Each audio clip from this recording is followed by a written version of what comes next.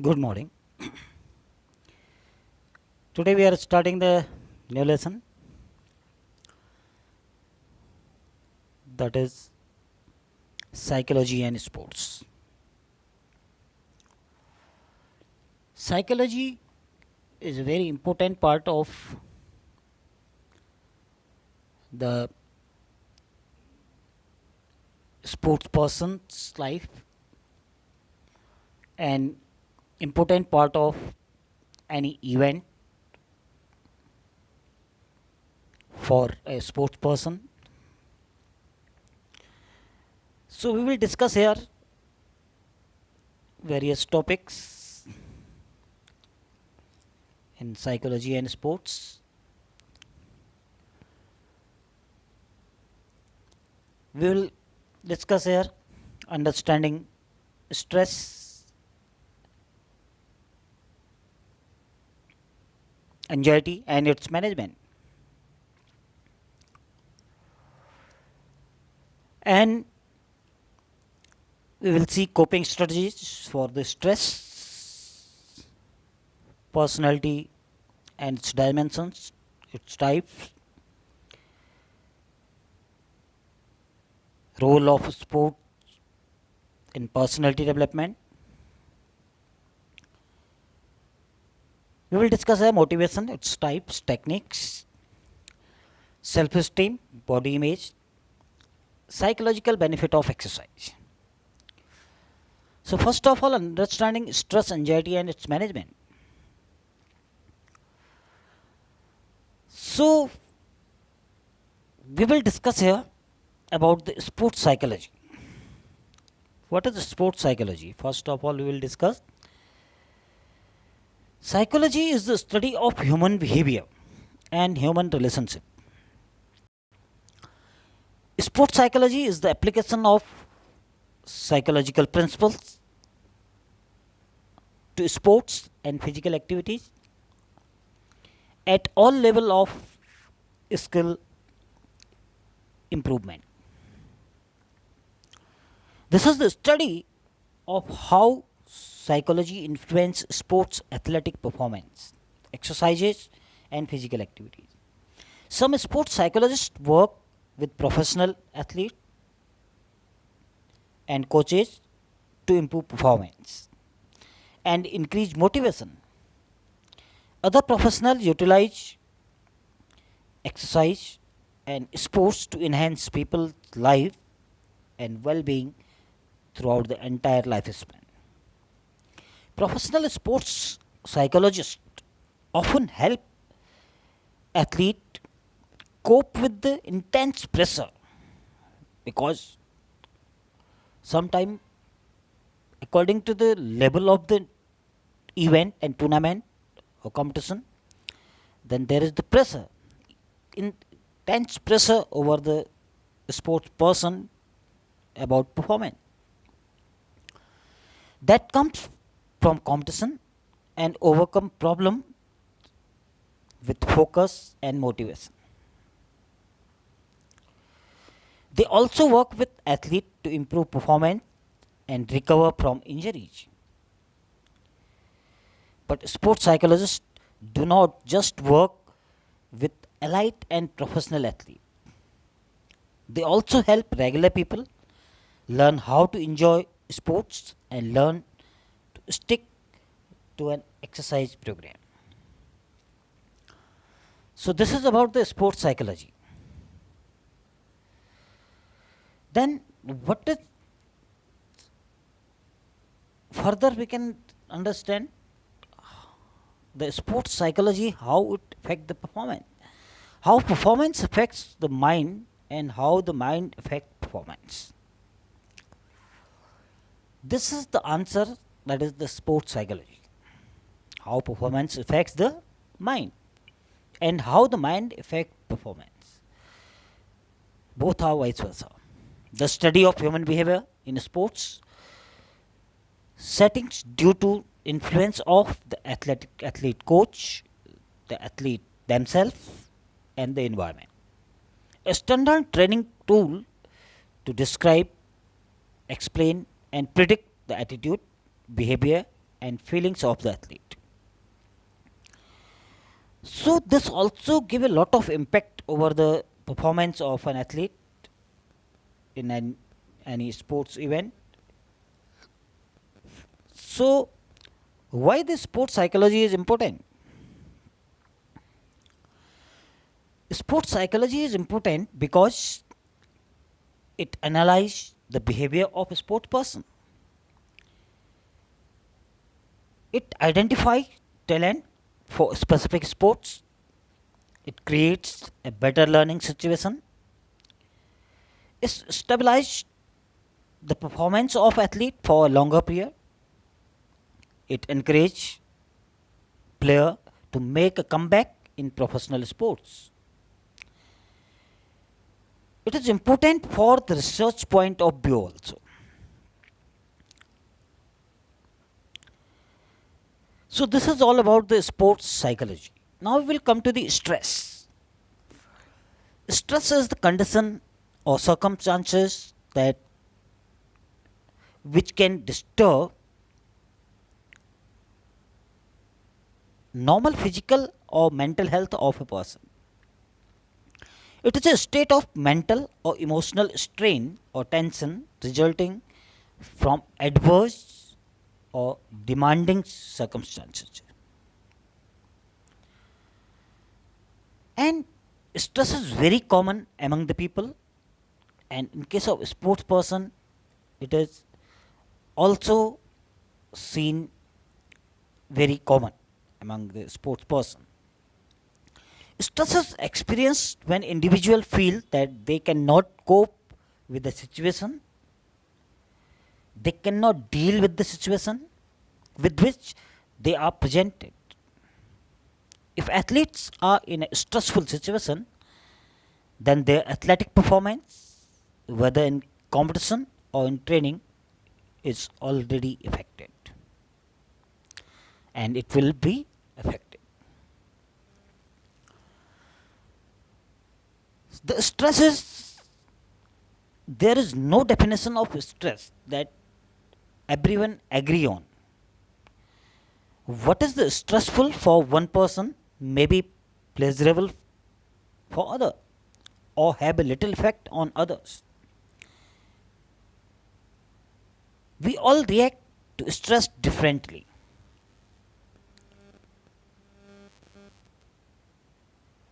So this is the situation in which the person is not comfortable at all. He feel,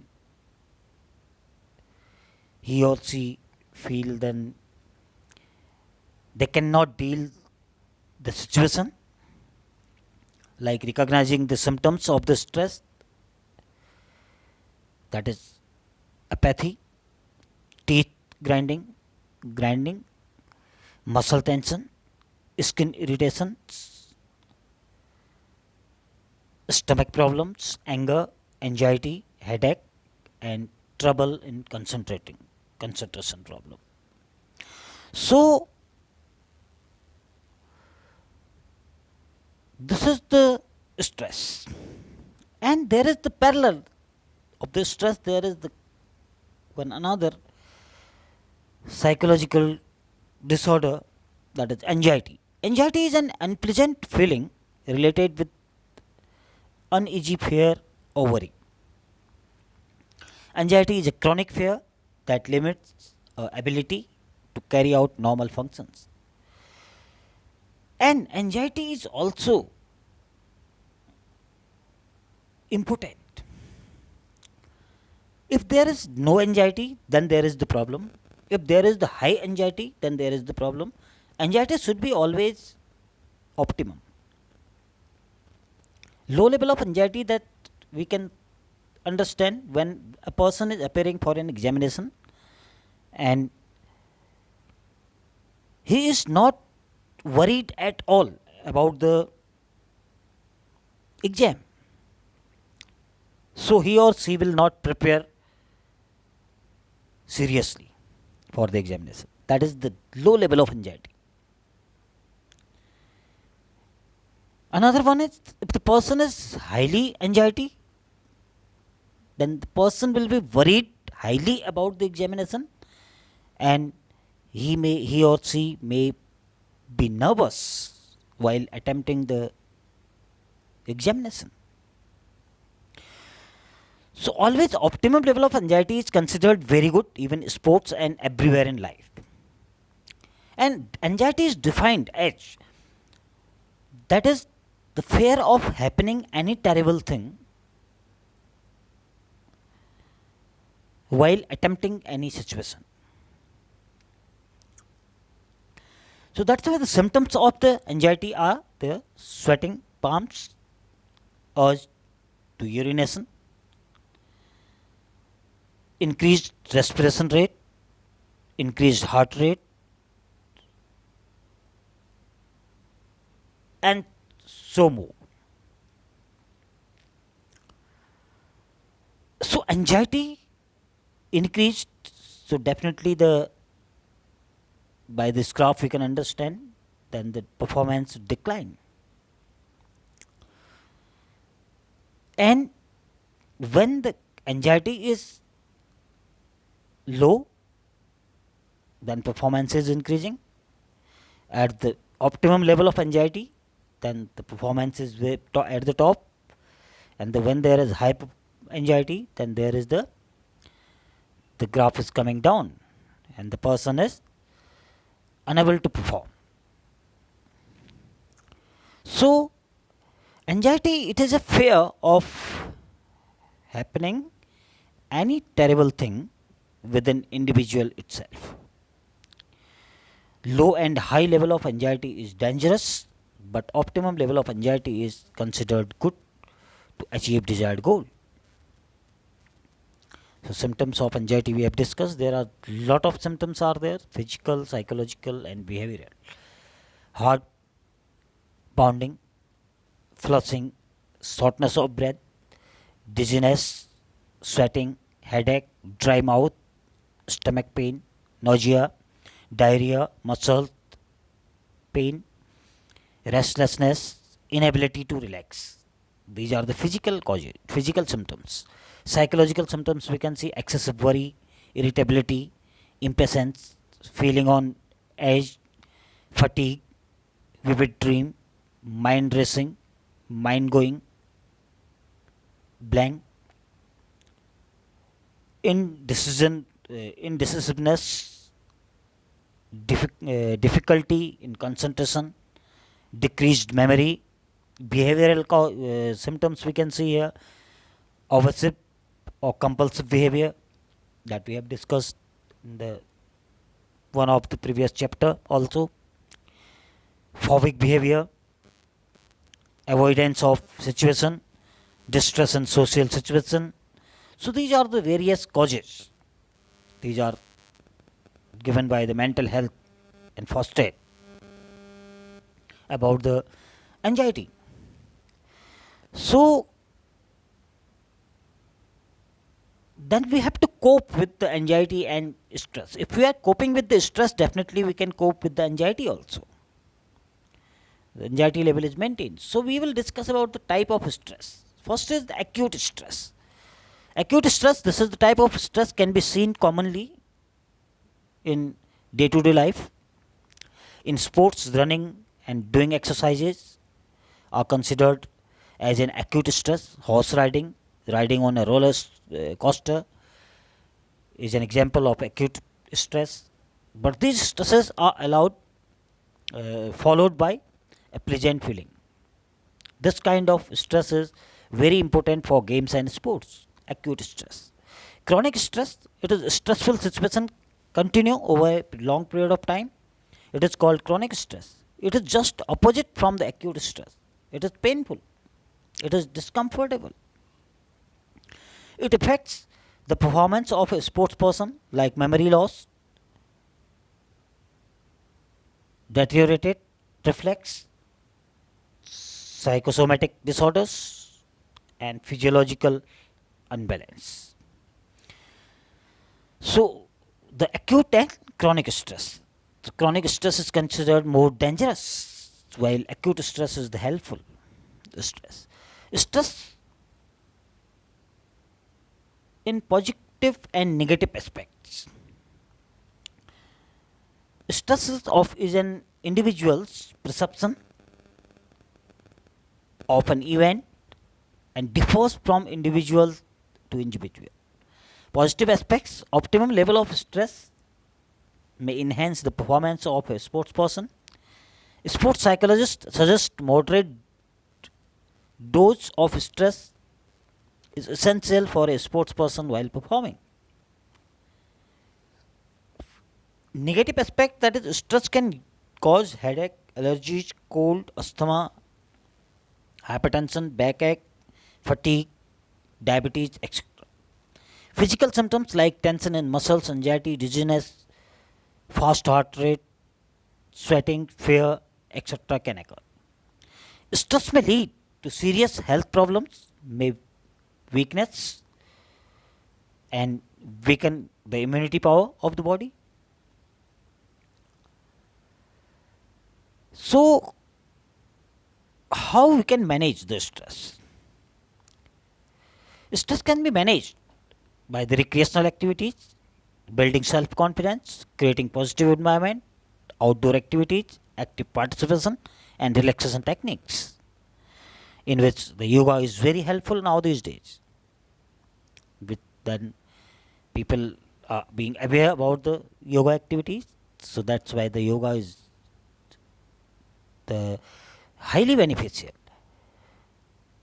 Management of anxiety, how we can manage the anxiety, because stress and anxiety, I have told you, these are related to each other. Anxiety can be managed by the meditation, autogenic techniques, switch over the situation, stop negative thinking, breathing techniques, and establish winning feeling. So now we will come to the coping strategies. How we can cope with the stress. Coping strategies means how we can come out from the stress. What are the techniques?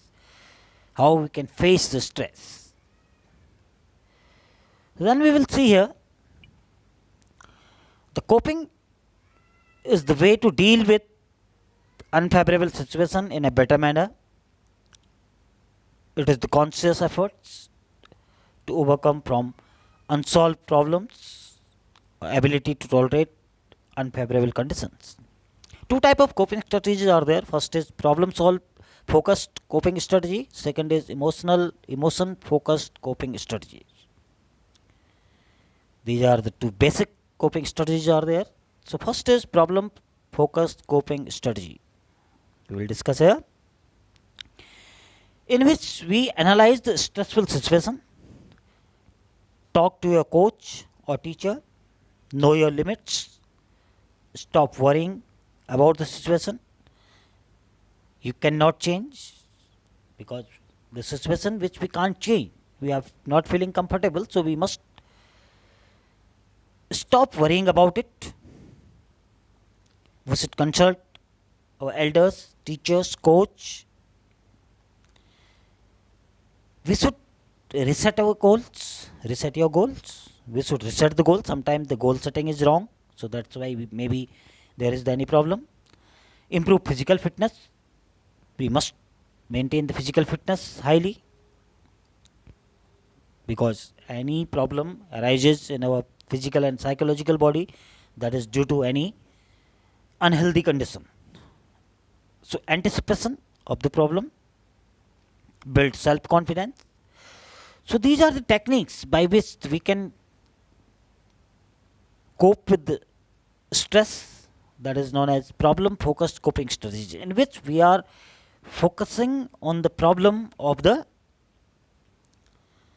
stress and utilizing techniques accordingly. Emotion focused coping strategies are there, in which like denial the reality. This is based on the emotions of the individual. Blame, vent out emotions, mentally disengage from stressful situation, praying for guidance and strength, crying, brooding. The brooding is known as that, sometimes blaming others for our mistakes. And this can be seen very common in sports when we are not performing very well, or we are unable to perform well, so we put the blame on referee for their decisions, or for we are putting the blame on other players for their performance. Ignoring the stressful situation, avoidance, and substance abuse. So these are the emotion focused coping strategies in which we focus on the emotions. We are trying to control or overcome the stressful situation by hitting the emotion of the individual, by utilizing, by exploiting the emotions of the individual. So this is all about the coping strategy. Now we will come to the personality and its dimension. What is personality?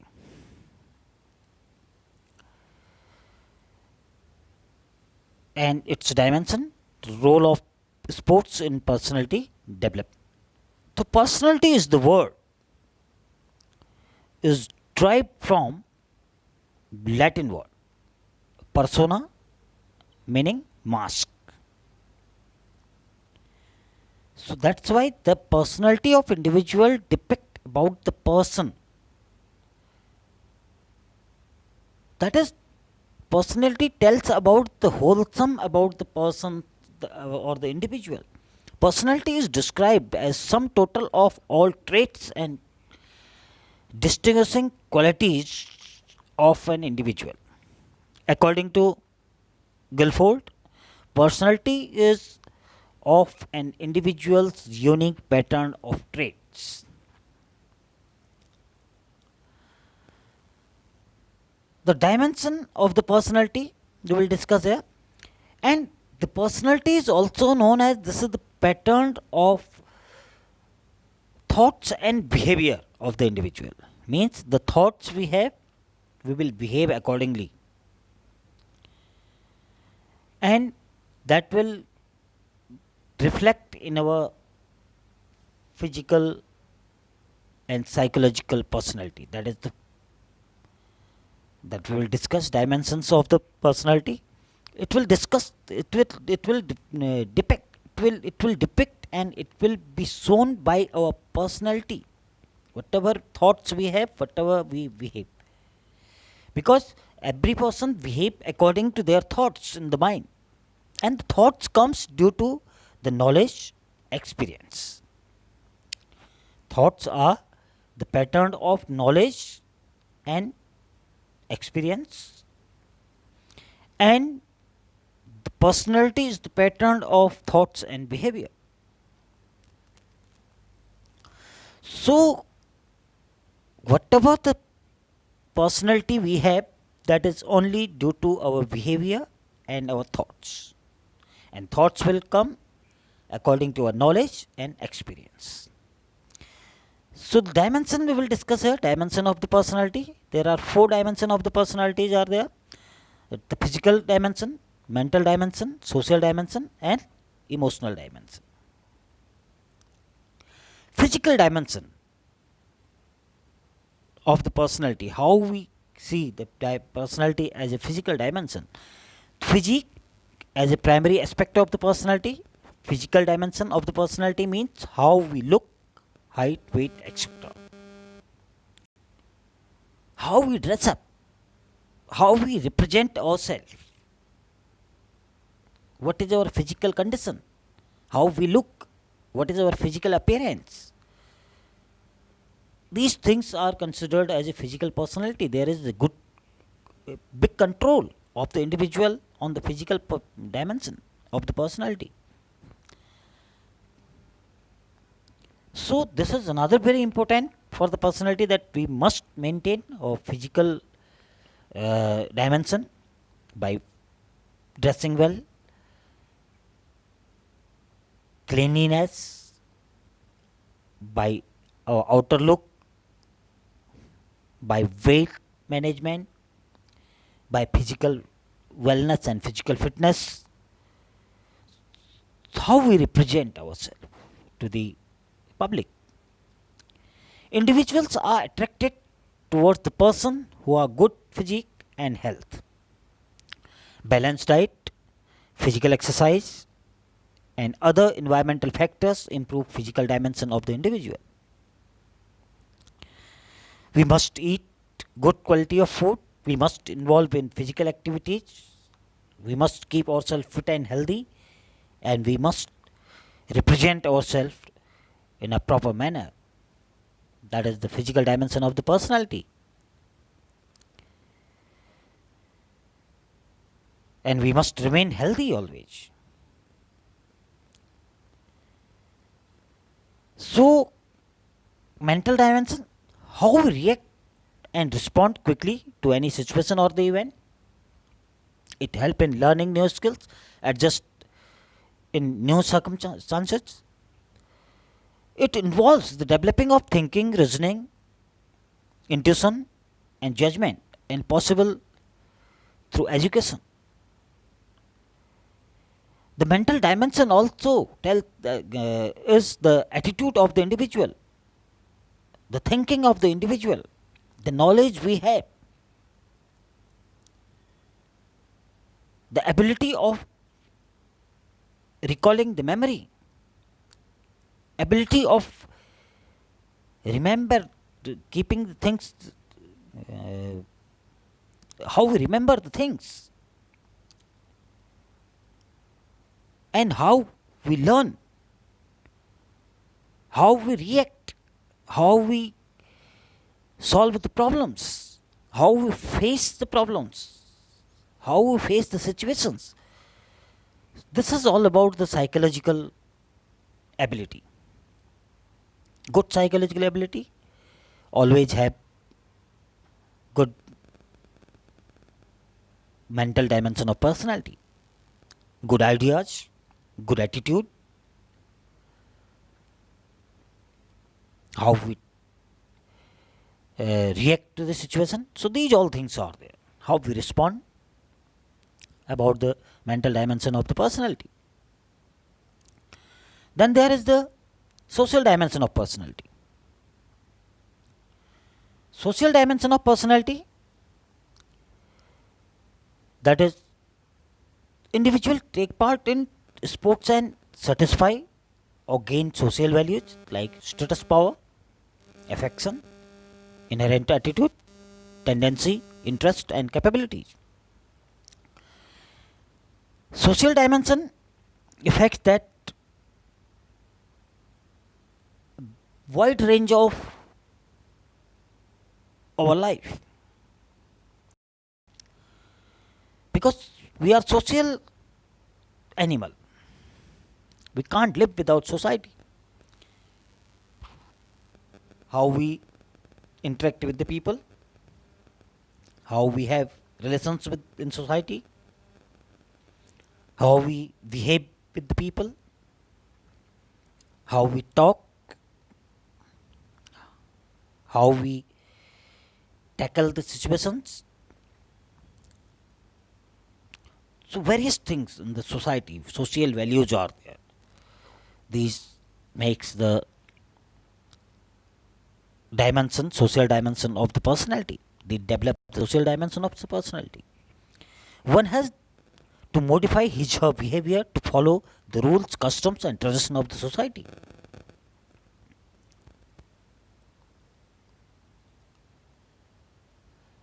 So, this is all about the social dimension of the personality, that is, individual take part in sports, satisfy or gain social values like status, power, affection, inherent attitude, tendency, interest, and capabilities. One has to modify his or her behavior to follow the rules, customs, and tradition of the society. So that will develop our social dimension of the personality. Emotional dimension of the personality, another one we will discuss here. So, every child responds differently as they have different emotions, and we must have good control over our emotions. And exhibition of emotion is the art, and how we exhibit our emotions, how we deal with our emotions, that is the social, the emotional dimension of the personality. Emotions are very important part of our life, and only human beings, they can exhibit a variety of emotions. Emotional stability is important component of balanced personality. Without emotional part, we cannot develop a good personality. It helps to select different sports according to their nature, build, temperament, etc. So emotional dimension is another very important part of the total personality of the individual. So type of personality we will discuss now. Types of personality, that is, there are different psychologists describe the personality differently. In some of the psychologists, they have defined the sanguine, one type of personality, sanguine, choleric, phlegmatic, and melancholic. So sanguines are cheerful, optimistic, choleric are irritable, quick tempered, phlegmatic are very slow, and melancholic are depressed and pessimist. And others have defined the personality differently. So, impact of game and sports on personality we will see first. Then we will discuss the type of personality by given by another psychologist. That is mental development, creative thinking, and judgment.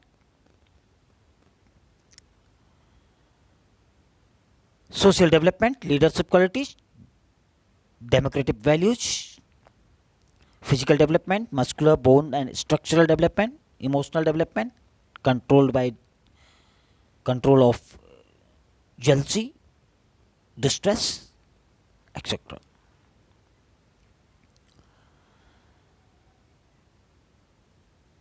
So there are various aspects of the personality that I was telling you. There are the Jung's theory, Selden and Jung's classification of the uh, personality is there according to traits and types.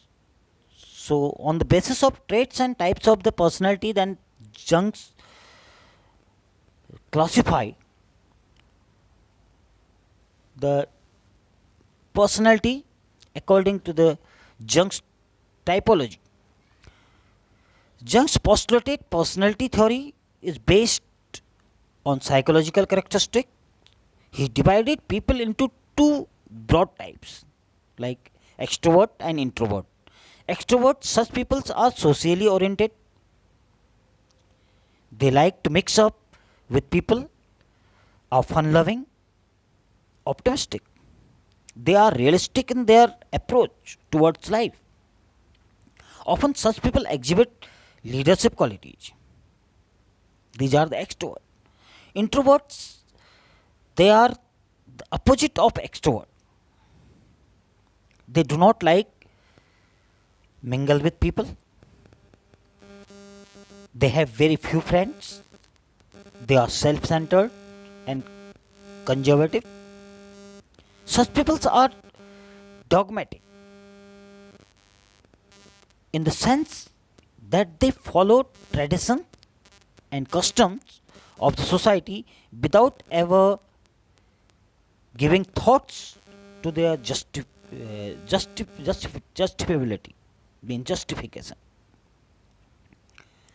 Jung's classification has been criticized on the ground that it is not possible to divide people into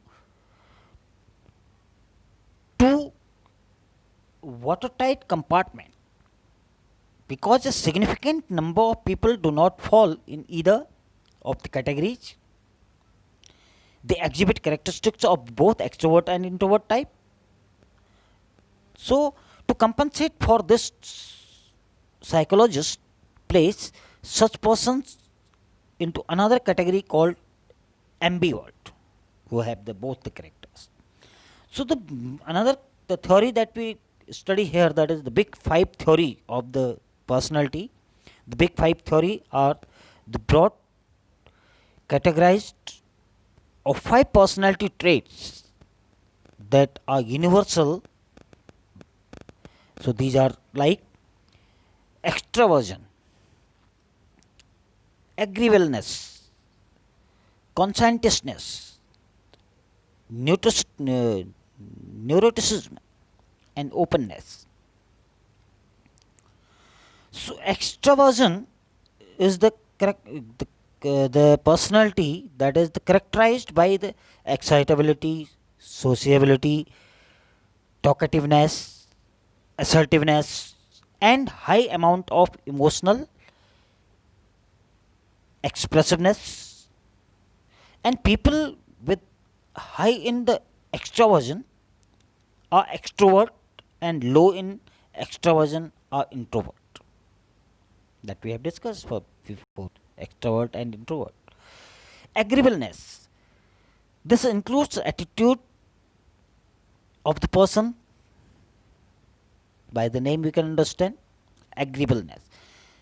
So these are the attributes like trust, kindness, affection, and other social behavior. People high in agreeableness are more cooperative, and people low in trait are more competitive and manipulative. Conscientiousness. Conscientiousness is the characteristics include high level of thoughtfulness, good impulse control, and goal directed behavior. These people always work towards their goal. They work highly towards their goal. They are goal oriented.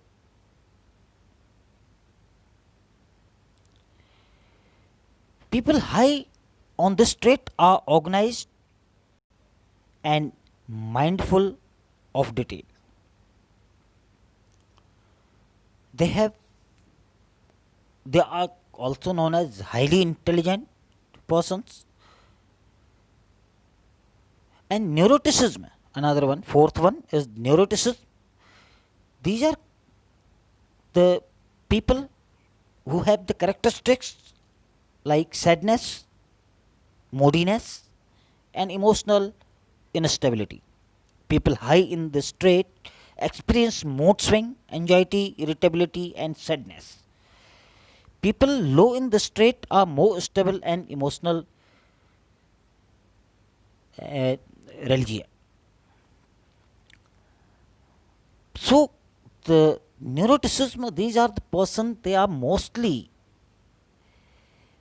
face psychologically they are differ than other, and they face the psychological discomfort within themselves. Openness, another one, fifth one, that is this type of the personalities which they have characteristics are imagination and insight. People high in this trait are creative, adventurous, and have a broad range of interest. People low in this trait are more traditional and less in abstract thinking. So these are the big five theory that we have discussed about the personality. So the traits of the personality that we know, then there are various persons have described the personality differently.